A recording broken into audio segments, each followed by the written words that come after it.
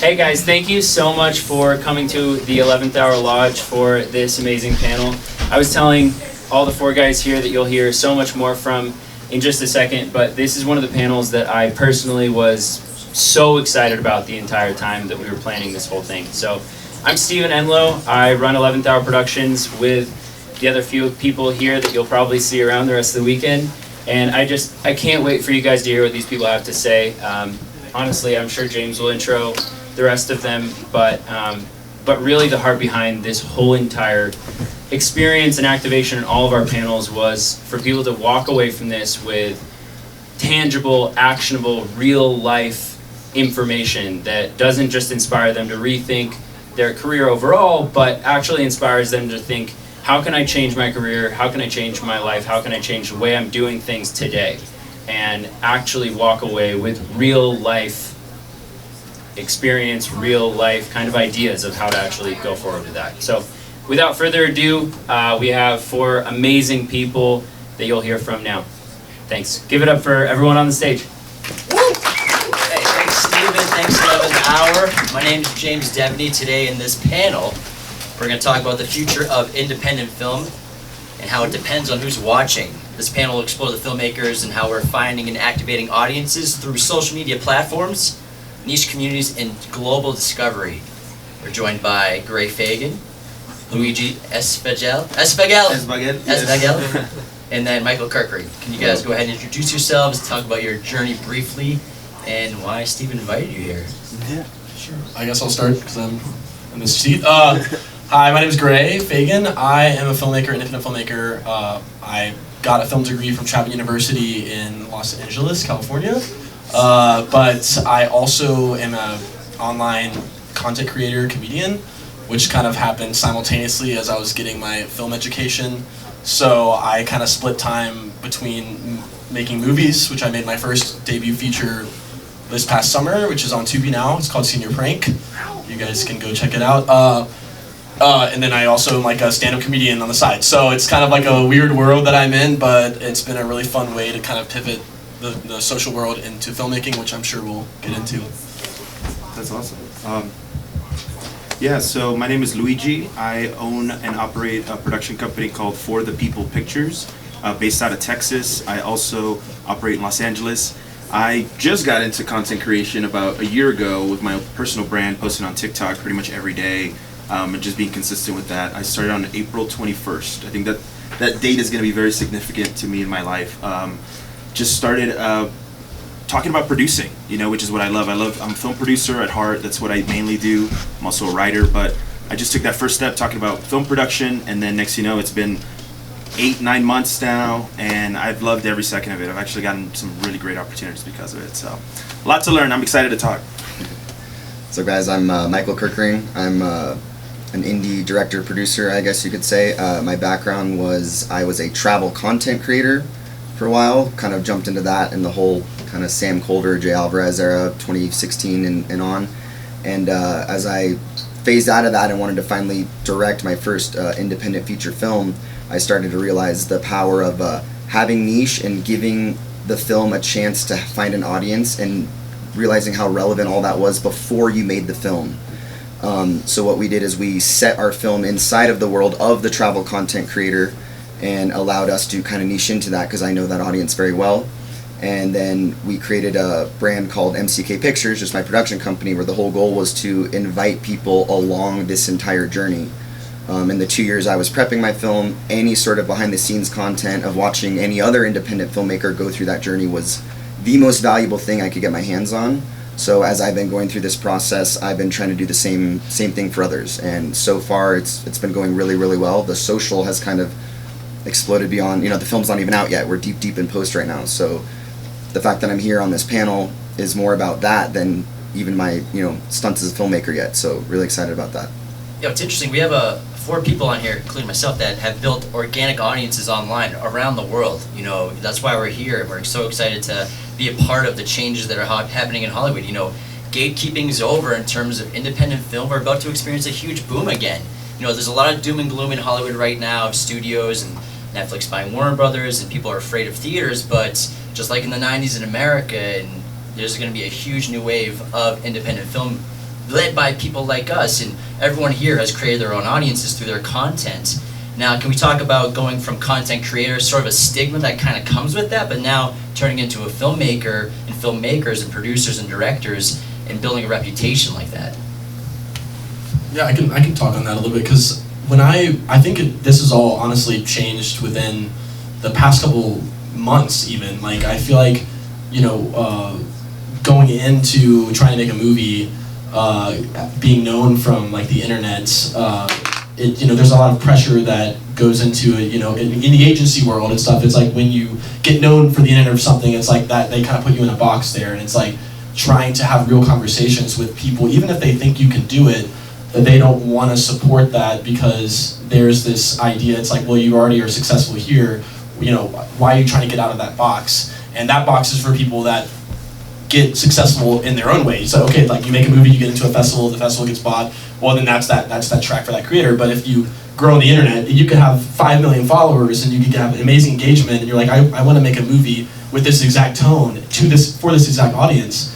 And I would have conversations with people at CAA and stuff where they would say things like, well, you can't make a good movie for under $1 million. And I'm like, well, but look at what I built on social media. I have all these talented creators that are amazing actors. I went to film school, so I have all these people that are wanting to make stuff, and it's like we have all the materials, we have free locations, and it's still not enough because they weren't taking you seriously if you're from the internet. And now it's like I could name 8 creators now that have deals with A24, and their movies have been bought by Neon because there's this new wave of people really wanting to see people that know how to engage an audience. And I think that's really the core of all of the storytelling. Is like, can you engage an audience? And if you can, then the art will speak for itself. And now I think studios and stuff are finally starting to be like, connecting the numbers of the engagement with the reality that these people can make true films, and I think it's just all stigma based, and it's luckily I think now changing. The more AI rises, the more people want real stuff, and who can make the real stuff. If they're making it in a 30-second video, why can't they do it for an hour and 30 minutes? That's my thing.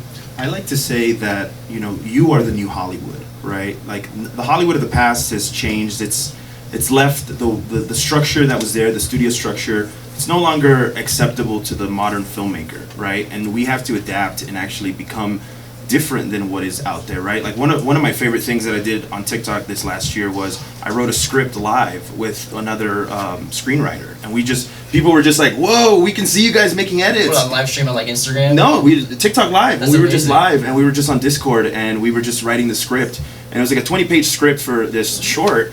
And people were just like, it's so insightful to hear your real thoughts as you guys are like, the creative is happening in front of us. And people, they want to see that. There's a yearning to see that kind of behind the scenes. Like, I'm sure you've had a great experience with that, and I want to hear about it. But the other thing I did too is I had another vertical that I'm actually working on with Showstack TV right here. When I first auditioned for it, and I was, just put out a TikTok that was like, yo, I'm doing this show. If anybody wants to audition, I ended up getting like 3,000 people reach out because, I'm in Texas, so there's not a lot of like film communities there, which is great because it's like, come, I want to meet new actors. And I ended up watching all of their auditions live on TikTok and just gave them feedback in the moment.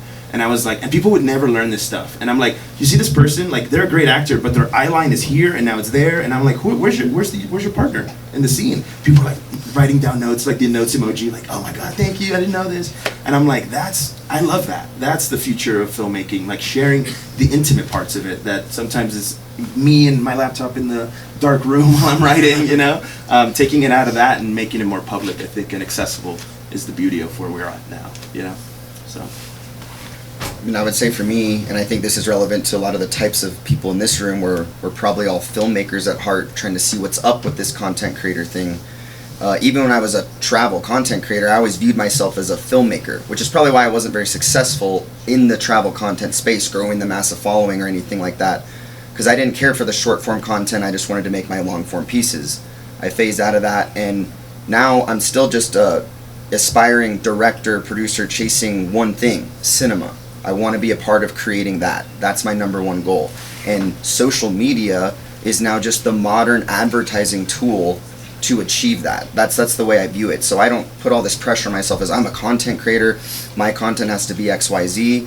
The platforms change constantly. The type of stuff you would put out there changes constantly. In my case, I'm trying to, one, build, for the movie we made, its own Instagram and content page where you don't see me. I'm showing our actors and kind of the world we built because I'm trying to create fans in that niche. But on the production page, I'm just trying to educate people as much as possible. And I'm not an expert yet. I can't sit back and sell a course or do anything like that.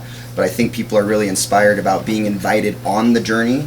And my whole entire thing with that is showing like what's possible.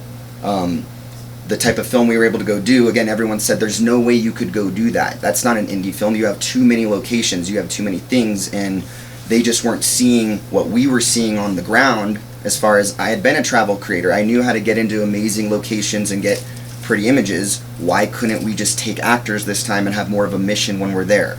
And now that the film is wrapped and we're deep in post, I can confidently say, you know, we are putting something on screen that when I took the film to AFM back in November, I've got a lot of these distribution people asking me, like, were you able to do that under $10 million, under $5 million? And I'm kind of like, yeah, you know, we came in, because we're well under 300,000. But they just can't fathom that we could get that type of those type of shots in these type of environments because they're just thinking Hollywood. They're thinking all of the insurance that would have been involved, all the permitting that would have been involved, all the crews and day rates, and it's like, well, no, we just did it as a group of people that went over there on a crazy mission.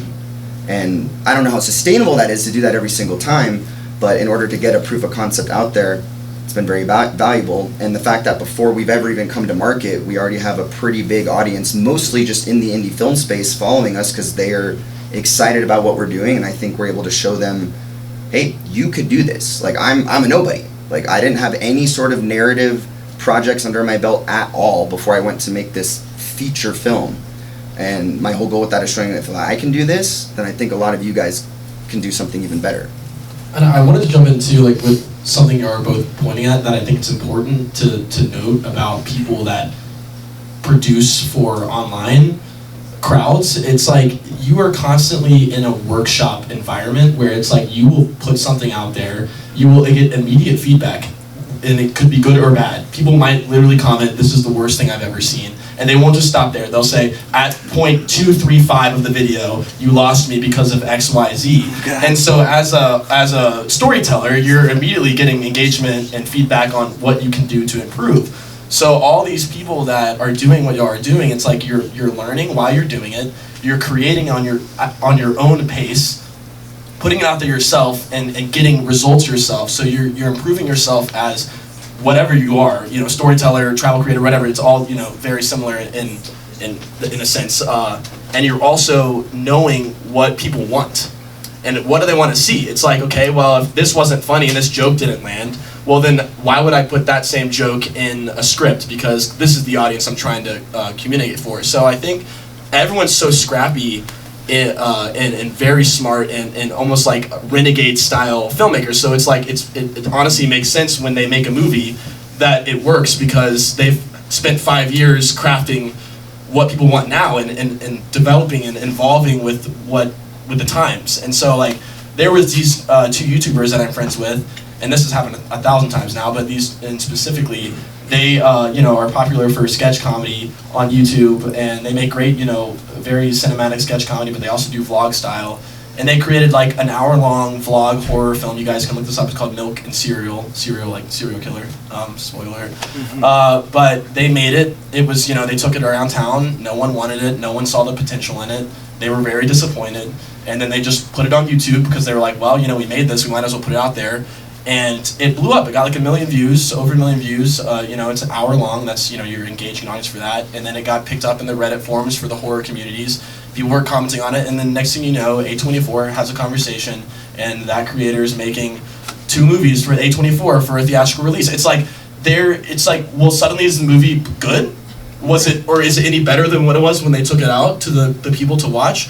No, but they also know, they know how to engage an audience. They're like, if you're not going to give me a channel to access this, well then I'm just going to post it myself and it's going to do well on its own because they don't need a distributor technically because they've learned how to distribute. So what's exciting now is it's the pairing of the two worlds where it's like these people can make these things, distribute themselves, but when they partner with the professional suits, then it should double its success, and theoretically, we'll see. But I mean, you're already seeing it now with movies that are out, that are getting bought, that are like made by people that have never made a movie before. I mean, we were just talking back there about A24 making a movie with a 20-year-old director who has never made a movie, but he just had a successful YouTube channel. They're like, why would we have someone else write a movie about something and direct it, but you've already been doing it successfully for 5 years and have 2 million subscribers? So I think it's like all that combined is just like the scrappiness and education that people online are putting themselves through is what's making the art resonate. So anyway, I'll get off my soapbox. I just wanted to say something that you touched on that I never thought about. If you're writing a comedy script, why wouldn't you just take those jokes and make videos about it online and test the jokes online and see, well, that video got a lot of views, that joke's funny, let me put it in the script. That's a good idea right there. No, we're in a unique position, catering to the audience is a great point, Gray, where we know what audiences want and we can change our content to that. And studios, are they listening to audiences? Maybe not. Doesn't seem like it. They are watching our videos, though. They watch our videos for sure, but are they taking the advice that the commenters in our videos are taking? But we can take that advice, and I'm hearing, a lot of similar themes here in terms of information, accessibility, and spunk. I remember reading this great interview of Stanley Kubrick, why he was motivated to start filmmaking. He was in a theater one day, he's like, I can do a better job than that. Mm-hmm. And everyone here is just putting all their time into and taking it into their own hands. And we don't have to wait for a studio to invest in us. We can invest in ourselves. We don't need $1 million to make a movie anymore. Yeah. We can have accessibility to really high quality gear. We have accessibility to people that are as hungry and thirsty as us, and we use our audience to put ourselves in a good position to make something that will get seen. Now, how do we go from building that community into maintaining them to come and watch our movies? That's a really good point. I think it's just consistency of like keeping them updated on the process, and then they're like falling in love with you as a filmmaker, then they're falling in love with your background, and the story itself. I think a good story is always going to hook the audience right away, right? It's like someone told me, I was at a party for Universal, and one of the executives told me, he said, no, they will always give you money for a good idea. Like, you don't have to go and like crowdfund. You'll find money if your idea is good enough. And that always stays with me. I'm like, great, you just got to talk to people about it, and I feel like nowadays it's like, don't hold your ideas back, because a lot of people get scared to share their IP. They're like, I don't sign an NDA before I tell you about it, and it's like, no, we're in a different economy now. If you make a video about it and it goes viral and someone sees it, and now your film's getting made, are you going to be happy that you shared it, or you know what I'm saying? It's like your mind changes once you've had success with it, and I think that's the part that a lot of people get scared of, because they haven't found that success yet, so they don't want to take that first step. And they're like, but then once they start seeing success in their socials, they're like, oh, dude, I'm going to do this forever, that's kind of where I've been falling, where it's like, I don't, like you, I don't know if this is how you are, but I don't focus on the clicks and the numbers. I'm like, just put it out, Even if 300 people saw it, like, 300 people is a lot of people. Like, if 300 people were in this room right now, we'd be squished up against the walls, So it's like, you get a video that gets 1,000 views or 100,000 views, and then you get 1 million, and then you're like, wow, a lot of people genuinely are watching my stuff. And it's like, I put out 400 videos since I started, maybe, and it's like my view count is like 2.5 million. I'm sure yours is way higher, but it's one of those things where it's like that. I'll check it every once in a while, but I'm never expecting like, if it I say this all the time. If it reaches one person and one person is impacted by it, then I've done my job. That's what I was going to say. In today's social media market economy, there's so much more value in getting the right views than the number of views. I could go countless examples of, just breaking different content down. Where like, okay, this popped off and got millions of views, but it didn't translate in anything tangible for that creator, where some of my best videos or pieces of content that have led to the most opportunities were the ones that maybe views-wise weren't as high because I was speaking directly to a specific audience, but if it found that audience, that's where the opportunity came from. So I think that's very important too, is like speak to the right people. And to piggyback what you're saying on audiences and getting them to come, number one, this isn't even social media. The movie you're making has to be good. And it has to be good for an actual large audience out there that might exist. And I think unfortunately so many filmmakers, we don't do that because there's something super specific we want to make, and that's totally fine, but we just need to figure out as we're making something, what is it for and who is it for, because that should dictate, for example, the amount of budget you go and search for it. And then there's 2 separate audiences with every film in my mind now, right? Like I said, for our film, there's the audience of the film. They don't care about filmmaking, they care about the world, the fantasy we're creating, and they want to indulge in that. So that's why we've created a page for that. That will eventually die when this film eventually runs its course. But then the indie filmmaking page I'm running, MCK Pictures, that's forever, because like I said, I am a huge consumer of anybody's indie filmmaking content. I start to fall in love with that creator, their story, and then there's no way I'm not watching their film when it comes out. I feel like I've been a part of the entire process. So if you guys can do the same thing, you'd be surprised if you just start posting, and it doesn't have to be high quality. There's so many people I'm following right now that they're just whipping out their phone, making a TikTok, making a story. It's like, hey, today I got the script done. Today hey, I finally casted my first person. And it's so fun to follow those journeys. When those guys get to the end of the road, I will absolutely be watching their films. Even if like the films aren't even looking that good, the trailers, it's like because I'm part of that story and I wouldn't be able to resist. And I think all of you guys have that power at the end of the day. Yeah, I think the part of the story is the key of what you're saying. It's like getting people to subscribe to your journey, but that looks different from every type of creator. Like for me in particular, like on my TikTok and my Instagram and stuff, like I play characters, so it's like I haven't really created a connection with an audience that knows Gray. You know, they know like this character, and they might not even ever seen that character. So I had a little bit of a different of a challenge to be like, hey, how do I get people to stream this? You know, we don't have a marketing budget. You know, we're relying on ourselves to get this movie, the word out there. And it's like, okay, do we start a new Instagram page, kind of like what you're saying, and like start from scratch? You know, we have other TikTokers and creators in the movie, but a lot of, you know, people have learned over time, like that doesn't translate. You know, you could have a guy with 1 million followers and it's like he could post a video and it gets 30 views. It's like you have to constantly be creating engagement, and that's why I'll keep harping on that. You can't rely on how many followers you have. That's just not how the internet works anymore. The algorithm is it is every video you create is an independent piece that will go to its own independent test group and have its own independent life.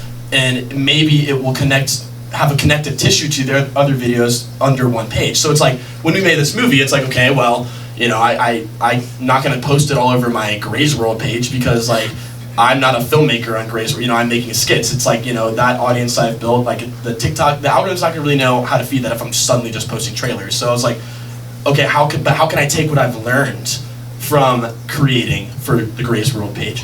And what is that? That's engagement. It's optics. It's creating an illusion. It's smoke and mirrors. You know, and that's how it's always been. It's like, you know, it's Steven Spielberg sneaking in on the Universal lot, pretending he works there. Well, he never worked there, but he walked by them and had the confidence, and so no one kicked him off the lot. You know, or is that James Cameron? One of the big directors. I don't know. But so I'm like, how can I take the optics of saying so. You know, this is just for instance. It's like I live by a popular shopping center called The Grove. In Los Angeles, if you've ever been there, and they have activations all the time where there's lines down the block.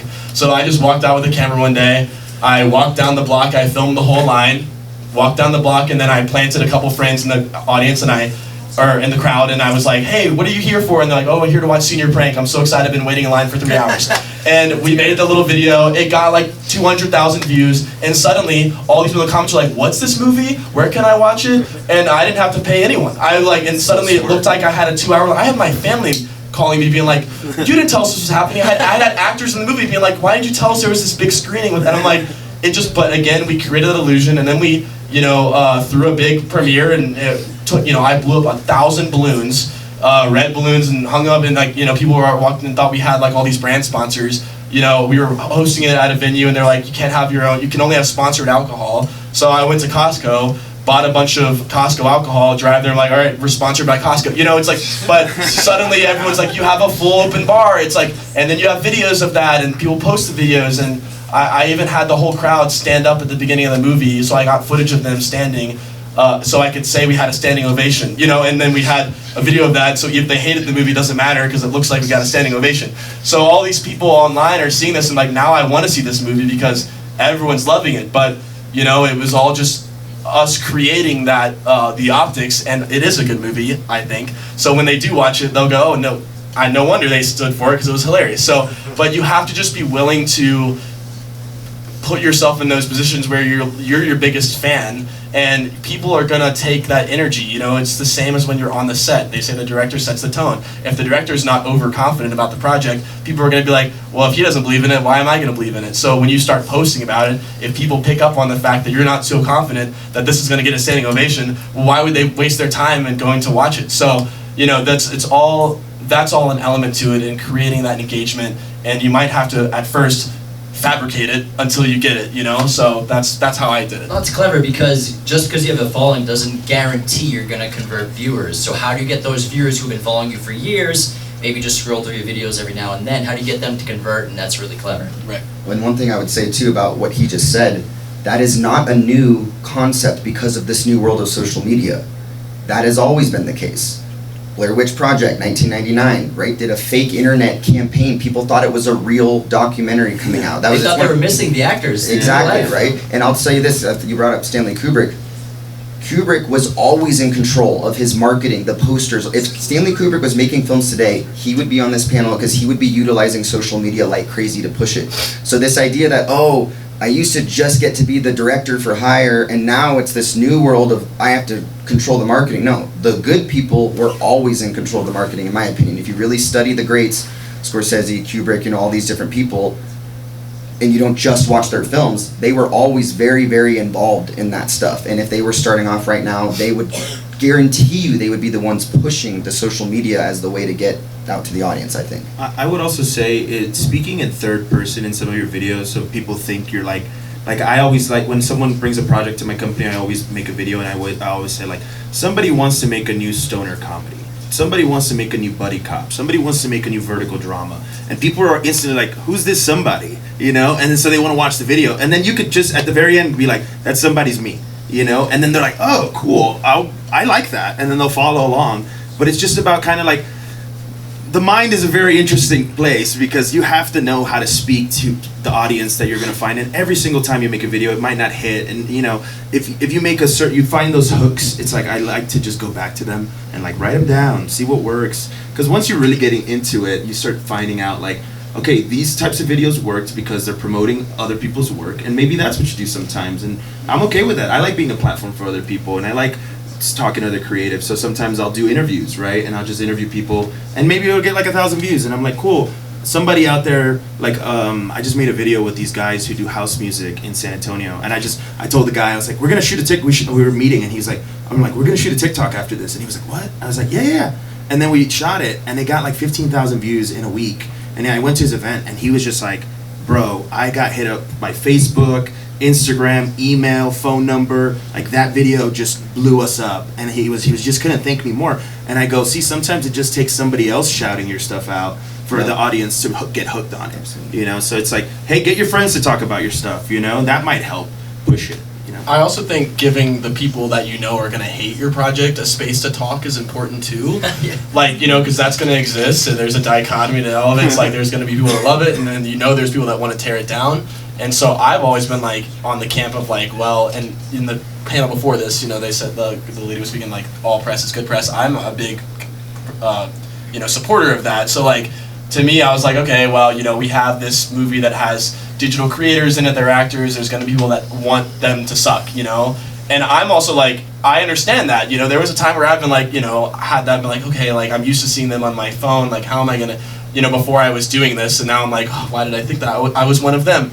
But, you know, for me, like in particular, for the film we did, like, I went to Reddit and like found, you know, typed in the name of the movie, and if it didn't exist, I was like, I would go on like the TikTok snub page and be like, there's this senior prank movie coming out, it's got digital, is it gonna even be good? And then like I let, you know, then it's like, oh my god, the haters come out, and they're like, it's like page after page, and you're like, I can't wait to hate watch it. And I'm like, yes, hate watch it, because it's like, it's just, again, there are more people talking about it, more people watching it, and then to Tubi, they're like, oh, they don't care if it's a hate watch or a good watch. They're like, oh, you've got this many views. And, you know, just like thinking about every single angle, I feel like is what social media has made it so easy to think about, because when you're posting a video, you're thinking of every aspect of it, you know? And, you know, some people, I know you said you're like, I don't even look at the views, but like, it's like less about that and more of like the analytics. You know, you can really open it up and see who's watching this, where are they watching this. You know, someone posted on YouTube the other day a trailer, and like you can change now on YouTube, you can have like 2 different title cards, and it will test which title card pulls in more people, and then it'll say this is the winner, and like so they were able to switch the image, and suddenly, you know, that image is getting into a wider audience, and you can look at where you can go down to the device people are watching on and at what point they stopped watching. It's like these analytics are so valuable. This is what studios are trying to get when they go watch their movies. That's why they're doing test screenings for all their films. But you can test screen your own film yourself on your phone. You could be laying in bed and do it at 3 in the morning. You don't have to even put clothes on. It's just like it's at your fingertips, and knowing how to utilize these tools and apply them to your narrative projects or whatever you're working on. And if you're not doing that, it's like, what's the point of having them available? And so it's like there's so much there that people don't even understand, and it's a science at the end of the day. It's a story. Even if it's a 10-second video, there's a beginning, middle, and end, and you want to keep people watching it. So like having those analytics and that stuff is so powerful now, and that's why I think you're just seeing these younger and younger people making stuff that you're like, it's like, oh my gosh, they're wise beyond their years. How do they do this with no experience? It's like, well, they do have experience. They've got it in the numbers, So and applying that to the creativity they already have, it just makes for a great product. I'd like to talk about niche. Everyone here kind of has their niche in terms of social media content. I do movie reviews and movie content, but I think that it's important to have your niche, and I think, Michael, you're in a really interesting spot where your film that's coming out soon is very niche specific with travel audiences and travel content. So can you talk about, everyone here in your niche as well, the sustainability of going 100% at that minute niche versus trying to capture the 0.1% global audience? Yeah, well, I think, again, that's something as indie filmmakers we ought to be honest and go, we have to make a film that can find an audience, and nothing's going to help an independent film that's never going to have awareness marketing budgets than a niche. This is why sports dramas exist, right? And for me personally, I didn't necessarily want to make a niche film at first, and I don't even consider it for me as an artist a niche film. I wanted to go out and make a drama thriller movie that explored certain themes that I was passionate about exploring as an artist. And then, well, the world was my playground and where I wanted to set that. And then knowing what I knew and what the world I came from, I was like, why don't I set the world of this film in the world of the travel content creator? So our main character, who's actually right here, by the way, this is Oscar, who plays Nico in the film. He's an aspiring travel content creator who's living in Bali and going after that life, and then he gets taken on this epic adventure, and there's volcanoes erupting and all this stuff. And if you're coming from that space and you were a travel content creator of any kind, a cinematic one or just like a vlogger, you know all these locations, you know everything that we're putting on screen super, super well. So for us, the goal was to give this audience stuff they had seen a million times, but in a way they had never seen it, and get them all to go, oh, they made a feature film about our thing, right? And it's already an audience that is also crossed over with filmmaking because they're all kind of creators. They all support each other super, super well.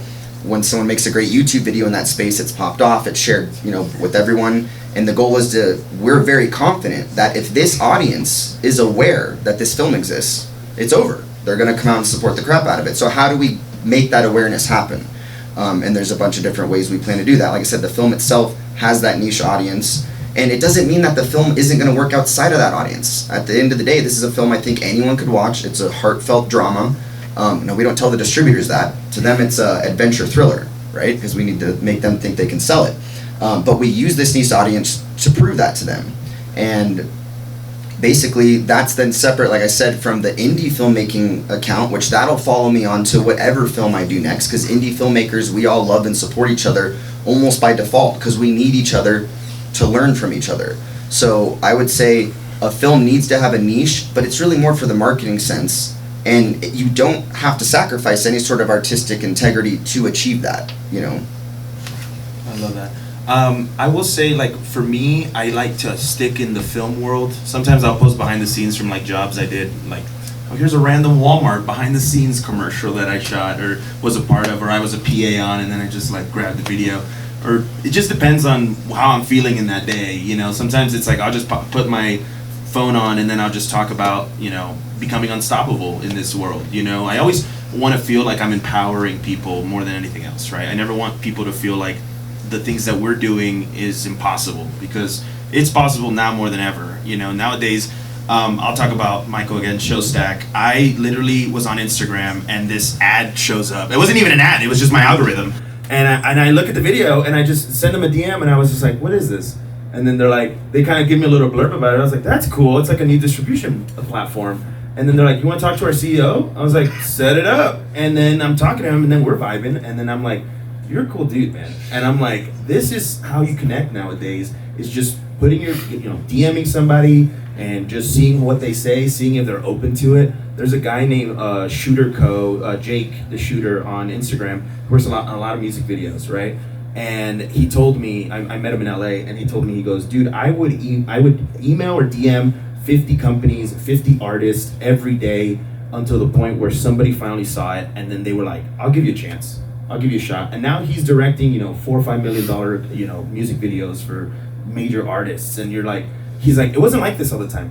I did a lot of free work to start. And then once they saw that the quality was high enough, and then they were like, we'll give you a budget, Because, and then sometimes it's like that, but it's just about finding those connections and not being afraid to pursue it, And I feel like that's kind of a little bit of my niche, where I'm like, I'll pursue anything as long as it's exciting for me, If I'm having fun, then I think I'm doing it right, Oh yeah, I think the power of DMs is It's underused. I had Michael Strasner on my show a couple months ago. He's the lead actor and co-writer of The Baltimoreans that just played in theaters this past winter. It's a fantastic movie, and Jay Duplass directed it, and he was an up-and-coming comedian, and he was he missed out on SNL, but he was like coming up in improv and stand-up, and then he randomly during lockdown was just making these silly videos on the internet. He didn't think it'd go anywhere. He's making ridiculous videos. He did a Buffalo Bill video from Silence of the Lambs in his own interpretation in a very funny way.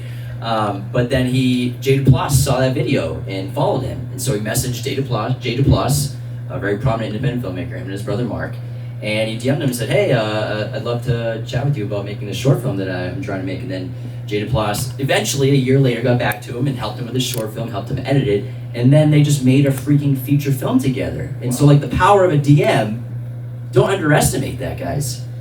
Yeah, I mean, when I was graduating college, it was in COVID, so I was trying to do my thesis film, which was a musical about a New Orleans themed musical, because I'm from there. And obviously the entire world was shut down, and I was in California, and the team that I was working with, the students were like, we want to still do this film, and I was like, how are we going to film the French Quarter in Los Angeles? And the only thing I could think of was New Orleans Square at Disneyland. And so I sent a cold message to Bob Iger and Bob Chapek, who, if you don't know who they are, it's the CEO of Disney, and then they were both CEOs at different times. And then Bob Chapek at the time was the CEO of the parks. And it was like 3 a.m. I probably had been drinking. I wrote the craziest email. I look back now, it's like, I was at rock bottom, honestly. I was like, this is useless. But I was like, I'll make you gumbo. But I was like, I think I addressed it, Dear Bob and Bob. And I just put them both in there. And then a month later, I get a call and I thought it was like just the parks calling, because we all had annual passes because we lived right next to the park. And they had been calling, just being like, oh, we're closed another 10 years, we're closed another 10 years. And I was just like, almost didn't answer it. And I was like, hello? And then they're like, is this Gray Fagan? And I was like, yes. And then they're like, hi, this is so-and-so from the office of Bob Iger. And then I was just like, gosh. And I literally was like, hello? I was, yes, hello. And then, she was like, Bob got your email, and he loved the idea of you making him gumbo. I was like, I'm checking the number, like, Google, is this legit?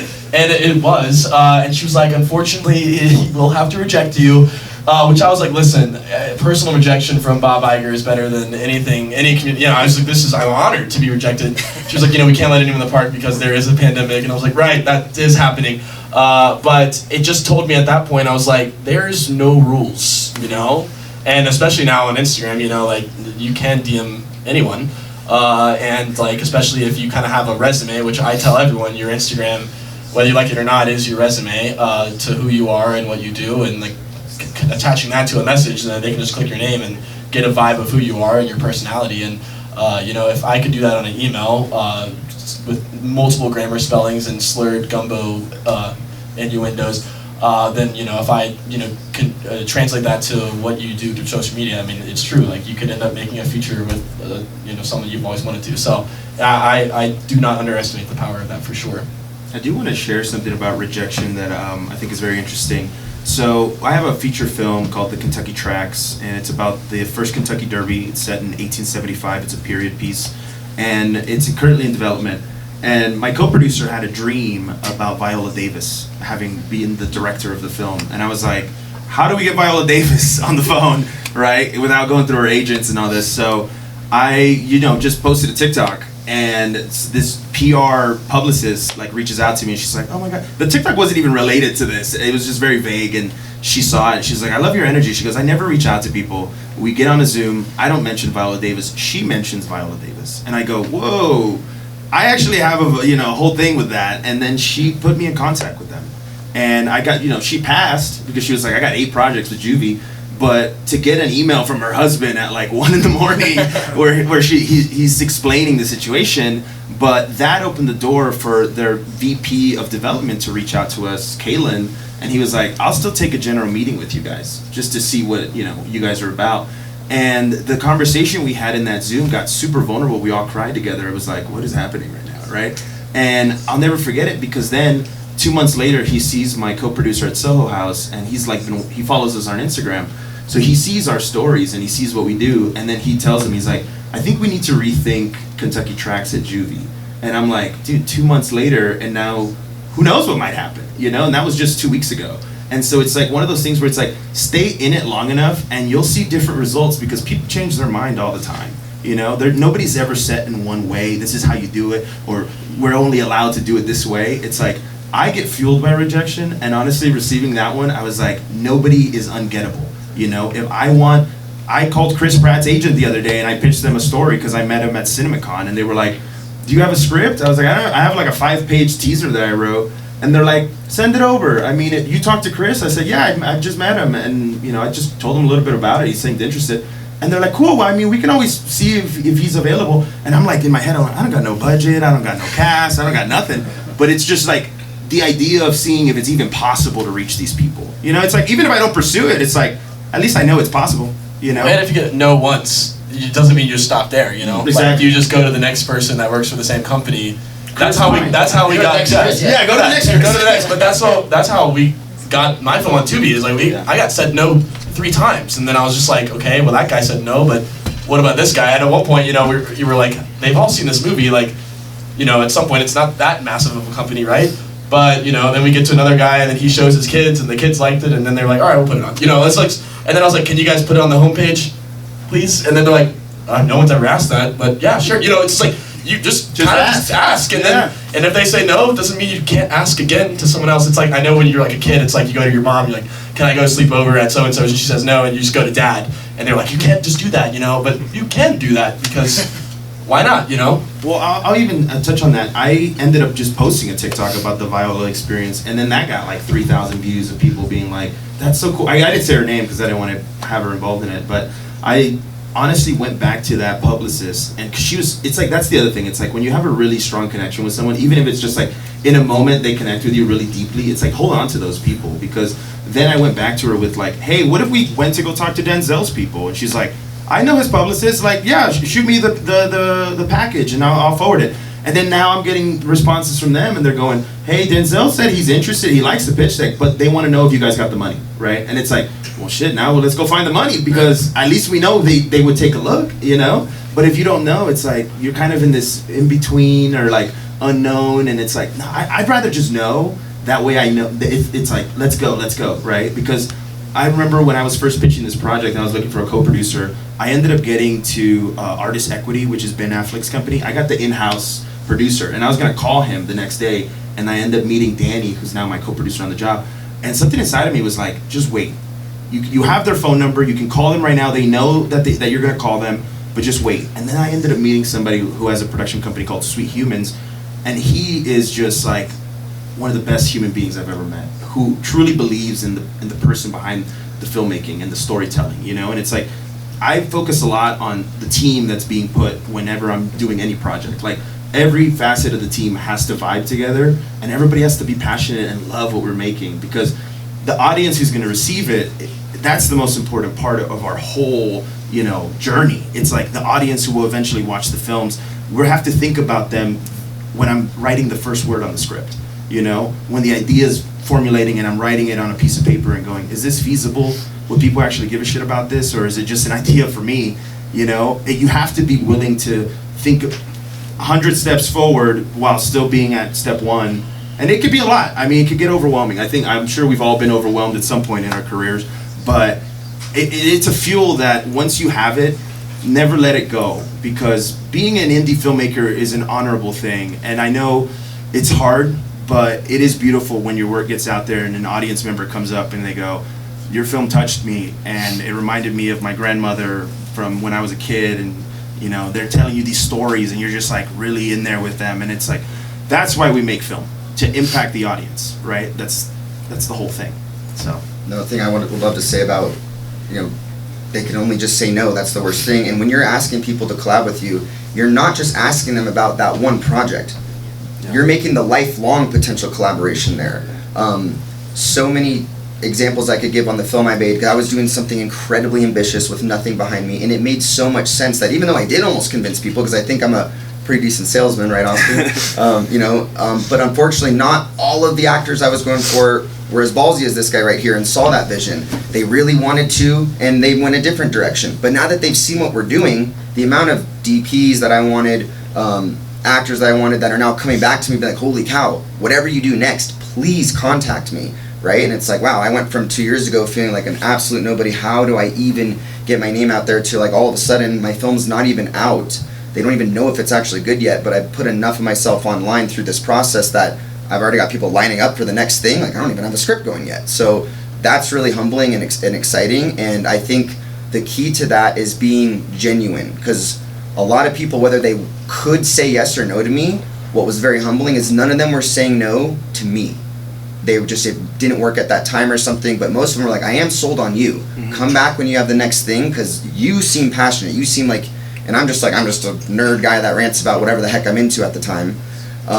But I would say that's the main thing. If you're genuine and you believe in what you're doing, people feel that energy. And just because they can't actually join you at that moment because their life has taken them another direction, they're either going to come back to you at some point or they're going to pass you off to other important people. And this whole industry is about who you know. That is a true thing. But that sounds intimidating to people, I think, at first. But you can very quickly go from who do I know, no one, to who do I know, a lot of really cool people, you know, in a short amount of time. And also, like, not gatekeeping. I hate gatekeeping. I tell people all the time, I'm like, you want some of my contacts? Yeah, you can have them. You know, because it's like, it's not going to help my career to hold back helping your career grow. You know what I'm saying? It's like, I'd rather give you the information, so I'd love to see your film be a success, you know? I like to talk about protecting cinematic integrity, and I think a lot of studios have been hesitant to give us chances because they don't understand us. I don't think they understand that we can do some other things besides social media content. You know, they look at our feed and they're like, oh, these are cool videos, but do they know how to express language through cinema? Can they tell a story that way? And for me, with my content, it was always a means to get into independent filmmaking and financially doing it on my own and with private investment. And so for you guys, was that always the end goal, using content and building an audience to get to the point of filmmaking, writing, directing, and producing? I mean, for me, I went to film school, and clearly, so I always wanted to go into making movies, but once I started, like, having my internet moment, at first I was like, oh gosh, am I gonna be, like, stuck in this forever? Like, you know, is this gonna be, like, where the money is being made, and then just, like, find myself stuck in this circular moment? But I, eventually I was like, you know, started looking at ways I could fuse the two, so I think that's kind of how if you treat it that way, you can. But yeah, so to me, it was always the end goal, yes. But as far as cinematic integrity, I'm like, you know, I don't really think, there's obviously ways you go about doing things. Like, you can, like, you know, people expect a certain visual style for a certain type of story. You know, if it's horror, it's got to have this kind of editing and this kind of score. But to me, I'm like, what I've learned on the internet is, like, you know, you can tell a story in 1,000 different ways. You know, and you could reach 68 million people, which, like, one of the videos I did reached 68 million people, but we never approached when we were filming it as like, well, how can we reach the most people? It's like, instead we were like, all right, this is the story we're trying to tell. Where do we need to put the camera and where do we need the blocking to be? And that's how we treated it. So when I went into, like, making the movie, of course you have, like, references of, like, movies you like and cinematic styles, and you're talking to a DP and you're kind of pre-planning that. But at the end of the day, what I did is, like, okay, we're in the moment, you know, this is the jokes we're making, this is how the actors are talking, this is what we're talking about. What do we need to see in order to evoke that feeling that we're trying to portray through the dialogue? And that approach, I think, makes it a lot less stressful than when you're going in and being like, we have to match what this guy did in this movie because it's the same kind of scene and it works. And it's like, if you're doing that, you're focusing on the wrong thing. You just need to tell the story at hand, and every scene in a movie is just a TikTok. You know, it's like, could be a pessimistic way to some people's way of looking at it, or demeaning way, but to me it's the same thing. You know, every scene in a movie is an individual piece in the giant puzzle you're putting, and if you look at it that way, it's a lot less stressful than trying to put pressure on yourself to match something else that already exists. And a lot of people on social media make some really good like cinematic quality content, like verticals now on just on TikTok. There's a whole studio in Austin called Camp, and it's all a bunch of TikTokers who came together, and then now they have a film, Two Sleepy People, who's premiering like 500 theaters. I don't know if you've heard about it. They're awesome. They're awesome, and it's just a bunch of people who are online, and then they all came together and were like, what if we just made a cohort in Austin and just like did it ourselves? And the amount of doors that open for them just because they're in this like scrappy, you know, young kind of crowd. That's one of the things I love about that the musical Hamilton. It's just like young, you know, scrappy and hungry, and it's like never forget that even as you get older. It's like age is but a number, you know. It's like the wisdom that we carry with our lives and our bodies, and it's like I always aim to share it, and if that just means giving someone advice or encouraging them, I love encouraging people, dude. Everybody in here, you can do it. The dream you've got, you can do it, and it's gonna happen. All right. Don't let anybody in this world tell you that your dreams are not gonna come true. You got it? You heard it here first. For the people. I know we're wrapping up, so I'll say this last thing about that is, for me specifically, my social media isn't the distribution platform. Now, we will put trailers and clips on there, but it's promotion.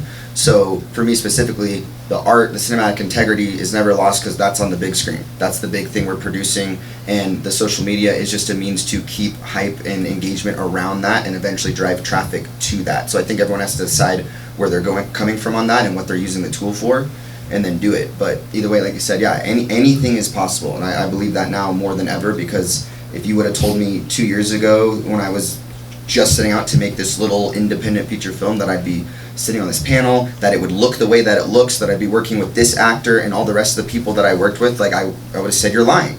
And somehow here we are. So like there's nothing special about me, and yet I'm sitting up here, and that means every single one of you in this room could be sitting up here or be sitting on something way bigger than this, and it could be happening very soon, less than years away. You got to believe that. So All right, thanks guys. Michael, Luigi, Gray, 11th Hour Lodge, I'm James.